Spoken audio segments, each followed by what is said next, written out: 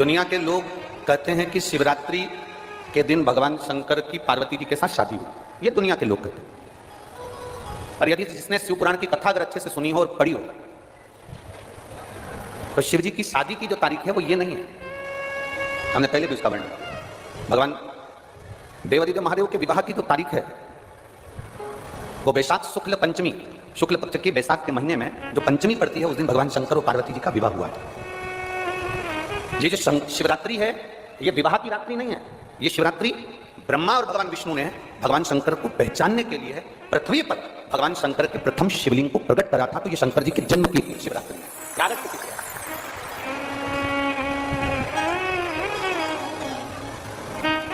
ये शिव जी के प्रागट्य की शिवरात्रि है। ये शिवरात्रि जो आएगी माघ की शिवरात्रि जो मूल शिवरात्रि होती है, जिस दिन शिवरात्रि के दिन भगवान ब्रह्मदेव और भगवान नारायण ने भगवान शंकर को एक पर्वत को घुमाकर उनके लिंग की आकृति, उनका स्वरूप प्रकट किया। उनका स्वरूप प्रकट किया, उनका जन्म। आपसे कोई पूछे कि शंकर जी का जन्म कब हुआ था, बिल्कुल बेझिझक कह सकते हो शिवरात्रि के दिन हैप्पी बर्थडे टू यू। उसमें तुम्हें सोचना नहीं। भ्रम फैलाने वाले बहुत भ्रम फैलाते हैं। और आज इस व्यासपीठ से एक बात और कहना चाहेंगे, जिसको अपने जन्म की तारीख ना मालूम हो, जिसको अपने जन्मदिन ना मालूम हो, वो आप नियम बना लो कि आपका जन्मदिन भी शिवरात्रि के दिन ही हुआ है। पक्का। जब परब्रह्म परमेश्वर स्वयं देवादिदेव महादेव शिवरात्रि के दिन प्रकट हो जाता है, उसका शिवलिंग, उसकी आकृति प्रकट हो जाती है और ब्रह्मा जी ऊपर जाकर मालूम करते हैं, आकाश में बढ़ते जाते हैं, जाते जाते हैं, तो भी उनको शंकर भगवान के शिवलिंग का छोर नहीं मिलता। भगवान नारायण नीचे की ओर बढ़ते चले जाते हैं, पाताल की ओर, उनके चरण नहीं मिलते, तब हार जाते हैं कि शंकर को पहचानना कठिन है। शिव को पहचानना, शिव को जानना कठिन है, बहुत कठिन। जैसे शंकर को पहचानना कठिन है, जैसे शिव को पहचानना कठिन, उसी तरह कोई संत को, कोई गुरु को, कोई सतगुरु को पहचानना कठिन। शिवरात्रि के दिन जो बड़ी शिवरात्रि होती है माघ महीने के अंतर्गत जो आती है, ध्यान है आप लोगों को, उस शिवरात्रि के दिन सबसे ज्यादा जरूरी क्या होता है चढ़ाना? एक बेर। क्या जरूरी है? क्या बोलते हो? बेर की बोर, जो भी बोलते हो, जिसमें गुठली होती है और अपन लोग बोर खाते हैं, बेर खाते हैं। मात्र एक बोर, एक बेर महाशिवरात्रि के दिन समर्पित किया जाता है। क्यों करते हैं? कि घर में जितने सदस्य रह रहे हैं उतने सदस्य को जिंदगी में कभी कोई ऐसी बीमारी ना हो और हमारे घर में रहने वाले सदस्य की अकाल मौत ना हो। उसके लिए मात्र एक बेलपत्र की जगह एक बेर भी समर्पित कर देते हैं तो अकाल मृत्यु टल जाती है, अकाल मौत टल जाता है।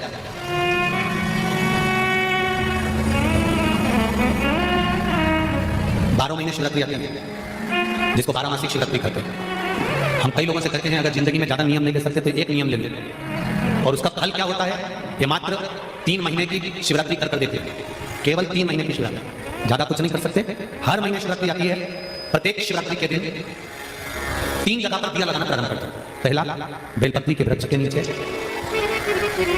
दूसरा शंकर भगवान के मंदिर पर, तीसरा आंवले के वृक्ष के नीचे। केवल ये 3 जगह पर दिया लगाना चालू करते हैं। कौन से दिन? हर महीने की जो शिवरात्रि आती है, मासिक शिवरात्रि जो आती है, आप 12 महीने का नियम बनाओ कि मैं 12 महीने की शिवरात्रि का व्रत करूं ना करूं। मैं शंकर के मंदिर में 12 महीने जो शिवरात्रि आती है उस शिवरात्रि का नियम लेती हूं कि शिवरात्रि के दिन में दिया लगाने 3 जगह पर जाऊंगी। पहला बोलते जाओ बेलपत्री के नीचे, दूसरा शंकर भगवान के मंदिर में या शिव मंदिर की चौखट पर, तीसरा आंवले के वृक्ष के नीचे। ये 3 जगह पर आप प्रणाम कर झोली पसार कर बाबा देवादिदेव महादेव, माता लक्ष्मी और पार्वती के नाम से दिया लगाना प्रारंभ कर दीजिए। 3 महीने की शिवरात्रि पूरी हो, ये निश्चित है अगला पत्र आपका इस जगह पर मिलेगा कि बाबा ने मेरा ये कहा। शंकर जी को शिवरात्रि पे क्या चढ़ाया जाता है? Maybe we can help each other out. Undercover. बेर। कितने बेर चढ़ाते हैं शंकर जी को शिवरात्रि पर? कितने बेर चढ़ते हैं? हर शिवरात्रि का एक। 12 महीने में कितनी शिवरात्रि आती हैं? 12 बेर शिव जी को समर्पित होते हैं शिवरात्रि के दिन। काय के लिए चढ़ाए जाते हैं? एक एक बेर का क्रम है। पहला बेर शंकर जी को जब चढ़ाते हैं तो वो वंश की वृद्धि करता है। दूसरे नंबर का बेर जब चढ़ाते हैं वो संपदा प्रदान करता है। तीसरे नंबर का बेर चढ़ाते हैं वो बच्चों को बुद्धि प्रदान करता है। चौथे नंबर का बेर जब शिव जी को समर्पित करा जाता है शिवरात्रि के दिन, वो घर में से रोग धोक बीमारी को हटाता है। 5वें नंबर का जो बेर शिव जी को समर्पित करा जाता है वो हमको रोगों से मुक्त करता है। 6ठे नंबर का बेर अटके हुए काम को बनाता है। 7वें नंबर का बेर हमारे कोई कार्य नहीं हो रहे उन कार्य को सफलता की ओर ले जाता है। 8वें नंबर का बेर हमारे घर में कुछ खुशियां लेकर आता है। 9वें नंबर का बेर हमारे घर में वैभव को प्रदान करता है। 10वें नंबर का बेर हमारे घर में संपदा देता है। 11वें नंबर का बेर व्यक्ति को एकादशी के फल के बराबर पुण्य प्रदान करता है। और 12वें नंबर का बेर व्यक्ति के जीवन को सौभाग्यमय बनाता है, नारी को अखंड सौभाग्य प्रदान करता है।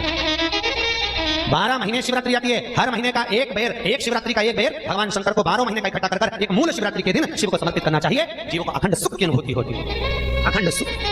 शिवरात्रि का प्रसंग कहता है अपने मन की अभिलाषा रखकर तुम्हें जो चाहिए, एक काली मिर्ची और तिल्ली के काली तिल्ली के 7 दाने, एक काली मिर्ची और तिल्ली के काली तिल्ली के कितने दाने, 7 दाने हथेली में रखकर अपनी कामना कर मन से अपने मन के बात को कहकर शंकर भगवान के शिवलिंग पर चढ़ा दीजिए। आपकी मनोकामना, कहते हैं हर महीने शिवरात्रि आती है, इस शिवरात्रि पर मुख्य शिवरात्रि पर चढ़ाओगे, अगले महीने की जब शिवरात्रि आएगी तो आपकी मनोकामना पूरी हो जाएगी। एक काली मिर्ची और 7 काली तिल्ली के दाने मात्र। महाराज जिसके घर में क्लेश रहता है, बहुत ज्यादा लड़ाई झगड़े हो रहे हैं, सास बहू के झगड़े, ना बहू कुछ सुनने को तैयार ना सास सुनने को तैयार, और घर में बेचारे पुरुषों की आफत, यहाँ भाई भाई झगड़ रहे हो, सास बहू में झगड़ रही हो, कुछ मत करिए, गेहूं की बाली को तोड़ो। गेहूं की बाली जानते हैं ना, जिसमें आपको गेहूं की बाली को तोड़ना है और बाली 7 बाली तोड़कर अपने घर में घुमाकर अपने घर का नाम और गोत्र बोलकर उसको शंकर को समर्पित कर दीजिए। जिंदगी में कभी सास बहू का झगड़ा नहीं होगा। शिवरात्रि के दिन उसको समर्पित करिए, आपके घर में कभी क्लेश नहीं बस। 12 महीने शिवरात्रि आती है और शिवरात्रि के दिन रात्रि को 12 बजे शंकर भगवान पर धतूरा चढ़ा दो। क्या चढ़ाना है?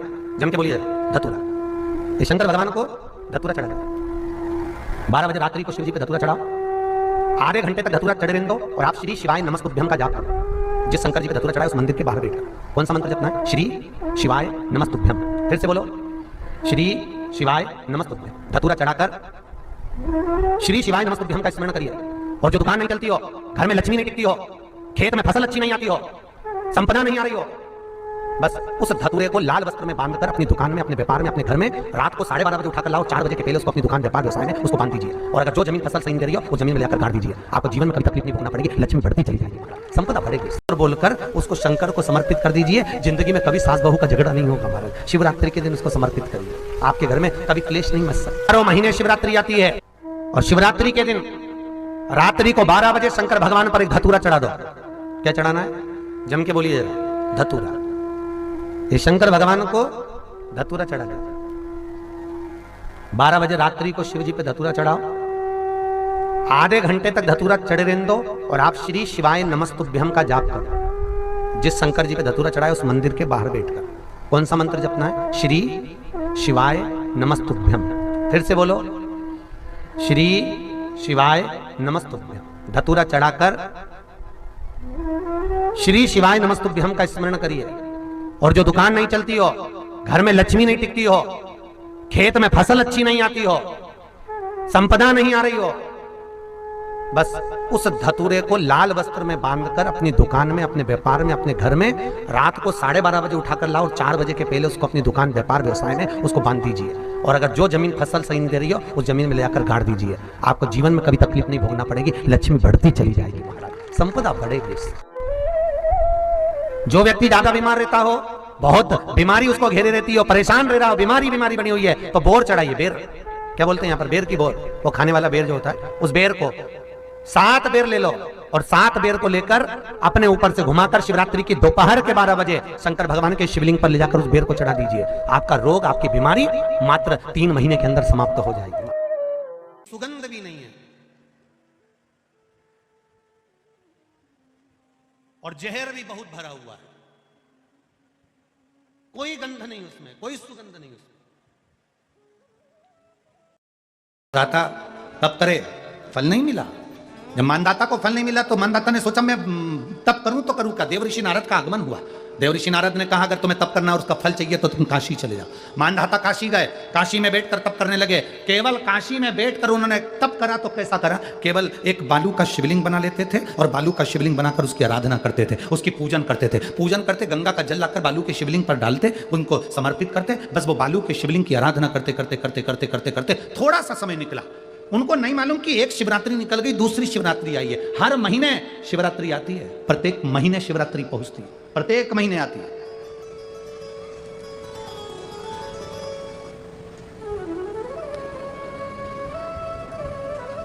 एक शिवरात्रि अपन पंजाब में थे, भटिंडा, तब पड़ी थी, जनवरी की पड़ी थी, और जनवरी की। अब फरवरी की जो शिवरात्रि पड़ेगी वो अपन झारखंड में रहेंगे 5 तारीख से 9 तारीख के बीच में, तो बीच में शिवरात्रि पड़ेगी। इसलिए उस कथा का नाम पतालेश्वर महापुराण की कथा रखी है। हड्डी उसमें मूल है आपका बुढ़ापा ना बिगड़े उसके लिए वो कथा है। 5 दिन की कथा है, 2 बजे से 5 बजे तक आएगी आस्था चैनल पर भी। और झारखंड के आसपास के जितने श्रोता हैं सब सुनो। जमशेदपुर में काजू बागान में वो कथा होगी, बड़े प्रेम से सुनो।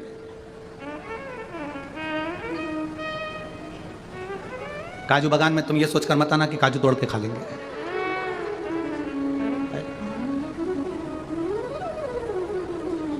दिल से सुनो उसको।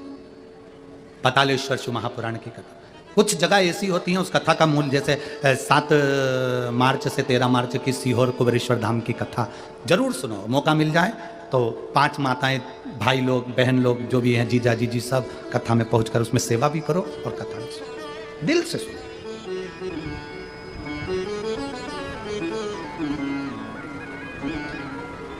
भगवान की भक्ति को धारण करिए। मानधाता ने बालू का शिवलिंग बनाया, पूजन करना प्रारंभ करी, गंगा जी का जल ले जाकर चढ़ा देते। अब कोई तप नहीं, कोई साधना नहीं, कोई नेत्र बंद कर नहीं बैठे, कोई तप साधना में नहीं बैठे, कोई घोर तप करने के लिए नहीं बैठे, केवल शंकर का शिवलिंग बनाया, पूजन करी।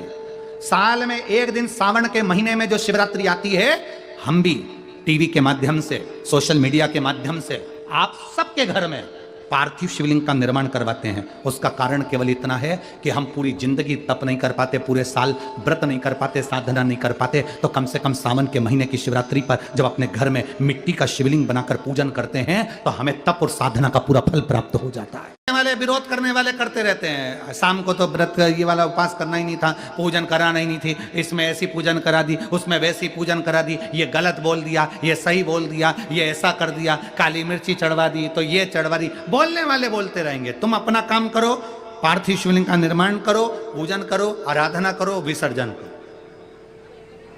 आग लगे बस्ती में, जम के बोलो जरा अपन रहो, क्या किसको रोइए, चादर तान के सो, अपने को मतलब नहीं कुछ भी कि अपन को सोचो।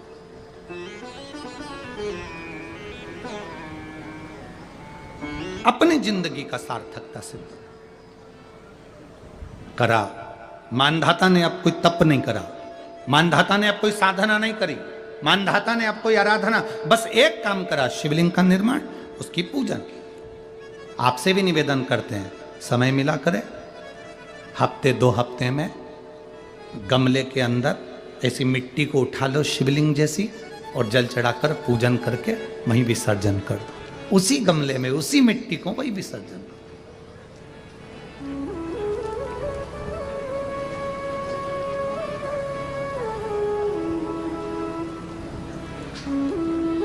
प्रयास करो, उसका फल मिलता है। शंकर भगवान प्रकट हो गए, कहा क्या चाहिए तुमको, मांगो। अब मानधाता ने मांगा कुछ नहीं। मानधाता ने कहा कि पहले तो मैंने जब तप करा, साधना करी, आराधना करी, तब तो मुझे आपका दर्शन नहीं हुआ, और अब आप मेरे सामने आ गए तो मैं मांगू, ये श्रेष्ठता कहाँ है? अब मैं मांगू, ये श्रेष्ठता कहाँ है? मुझे मांगना नहीं है, कुछ तो मांगो। नहीं, मानधाता ने कहा बस इतनी कृपा करना, प्राण छूटने का जब समय आए तो मेरा शिव सामने हो, और मेरा ये आत्मा, मेरी जब मृत्यु हो तो ये आत्मा शिव में और कैलाश में विलीन हो जाए, बस ऐसी कृपा कर, और कुछ भी नहीं, और कुछ नहीं चाहिए, बस यही होना चाहिए। उसका जो फल है वो जीवन का एक आनंद सुख देने वाला हो। हमने कथा में कहा था शुरू में, माता क्या होती है? निर्माता। आप माता हो, आप निर्माता हो। अपने बच्चे के हाथ में 1 लोटा जल लेकर मंदिर भेजने की जवाबदारी तुम्हारी है। अपने बच्चों के मुख से श्री शिवाय नमस्तुभ्यम निकलवाने की जवाबदारी तुम्हारी है, कोई दूसरा नहीं निकल। शिव को पहचानने के लिए बहुत समय लगेगा, बहुत समय। शिव को जानना सरल नहीं है, शंकर भगवान को पहचानना सरल नहीं। शिव तत्व को जानो, शिव को पहचानो, शंकर की विरल भक्ति को जानो, शिव तत्व को जानो। गौ माता ने झूठ बोला, केतकी के पुष्प ने झूठ बोला, ब्रह्मा जी ने झूठ बोला तो उनका शीश कट गया। कर्मनाशा नदी बनी, ब्रह्मा जी के सिर से बट वृक्ष बना, बड़ का पेड़ बना। भगवान विष्णु ने सत्य कह दिया, इसलिए उनका नाम सत्यनारायण। घर में सत्यनारायण की कथा होने का कारण केवल एक ही है कि जो शंकर भगवान के चरण को पकड़ लेता है उसकी जिंदगी सत्यमय हो जाती है। सत्य जब आता है तो शिव आता है, और शिव आता है तो जीवन पूरा सुंदर बनता चले जाता है, जीवन में कोई कष्ट नहीं है। इसलिए उसको सत्यम शिवम सुंदरम। सत्य का जीवन जियो, शिव मिलेगा, शिव मिलेगा तो जीवन सुंदर होता चलेगा। आप सब अंदाजा लगाना, जितने लोग शंकर जी के मंदिर में एक लोटा जल चढ़ाते हैं या टीवी पर कथा सुनते हैं शिव पुराण की, शिव पुराण की कथा सुनने के पहले के साल निकाल कर देखना कि आप जब कथा शंकर की शिव पुराण नहीं सुनते थे उस समय कितने तकलीफ की जिंदगी जी रहे थे, कितना कितना कष्ट आता था, रोते थे। पर जब से शिव महापुराण की कथा लोगों ने टीवी पर सुनना प्रारंभ करा, उसके बाद का समय निकाल कर देखो कि दुख भी आता है ना तो बाबा बाहर की बाहर काट कर निकाल देता है और अपने जीवन में सुख प्रदान करता है। जितने आस्था चैनल पर कथा सुन रहे हैं वो सब अंदाजा लगाना कि पहले कथा सुनते नहीं थे, उसके पहले का समय कैसा था तुम्हारा, और जब से 2 साल 5 साल 4 साल 8 साल 10 साल से आप जब कथा सुन रहे हो तो उस समय का समय कैसा चल रहा है। श्रेष्ठता आती चली, एक आनंदता आपके जीवन में आती चली, एक सहजता आपके जीवन में आती चली जाती है, एक सरलता आपके जीवन में आती चली जाती है। और यही सरलता भगवान अर्धनारीश्वर रूप में भगवान शंकर ने दर्शन दिया। अर्धनारीश्वर भगवान पधार रहे हैं, जोरदार ताली बजाकर स्वागत करें। भगवान अर्धनारीश्वर